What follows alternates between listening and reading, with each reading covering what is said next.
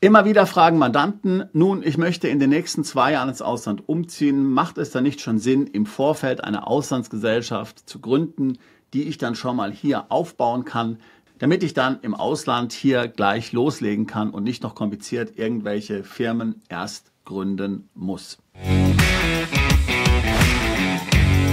Nun, die Antwort auf diese Frage ist leider relativ einfach. Nein, das können wir dir auf keinen Fall empfehlen. Du musst zuerst umziehen und dann solltest du eine Gesellschaft im Ausland gründen.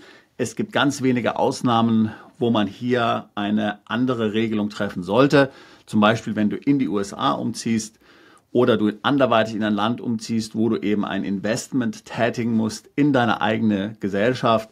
Dann musst du natürlich die Gesellschaft davor gründen. Aber in den meisten anderen Fällen oder in allen anderen Fällen ist es nicht ratsam, die Auslandsgesellschaft zuerst zu gründen und dann in 1 bis 2 Jahren umzuziehen. Warum ist dies der Fall? Nun, es hat im Wesentlichen 3 Gründe. Zum einen mal bist du natürlich meldepflichtig und musst jede Auslandsbeteiligung über 9% an einer Kapitalgesellschaft dem Finanzamt melden.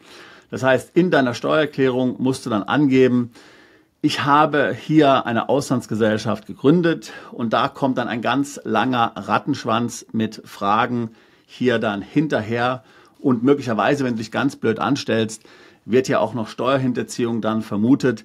Das sind also alles Dinge, die du gar nicht erst anpacken willst. Zweiter Grund, die Wegzugsteuer wird ja auch fällig auf Beteiligung an Auslandsgesellschaften. Das heißt also, wenn du dann in 2 Jahren ins Ausland ziehst und diese Auslandsgesellschaft hast, müsstest du den Wert, den sie dann hat, in Deutschland beim Wegzug versteuern. Das heißt, die Gründung der Auslandsgesellschaft bringt dir letztlich vor dem Hintergrund der Wegzugsteuer gar nichts.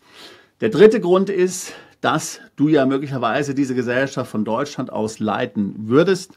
Damit hat diese Gesellschaft dann eine Betriebsstätte in Deutschland, ist in Deutschland voll steuerpflichtig, wie eine deutsche Gesellschaft auch, wie eine GmbH zum Beispiel. Und somit hast du also 0 Vorteile von dieser steuergünstigen Gründung im Ausland. Daher ist unser Rat, lass die Finger davon, ziehe erst ins Ausland um und dann gründe aus dem Ausland heraus eine neue Gesellschaft. Wenn du jetzt im Vorfeld hier unternehmerisch tätig werden willst und dein Unternehmen aufbaust, dann rate ich dir dazu, eine lokale Rechtsform zu verwenden, zum Beispiel eine UG, eine GmbH und Co. KG, dieses Unternehmen dort aufzubauen und dann entsprechend ins Ausland zu gehen. Natürlich, da ergeben sich dann die gleichen Probleme, die wir auch vorhin schon angesprochen haben, insbesondere von dem Hintergrund Wegzugsteuer. Aber du kannst ja dieses deutsche Unternehmen gleich mit einer günstigen Rechtsform gründen, zum Beispiel einer GmbH und Co. KG.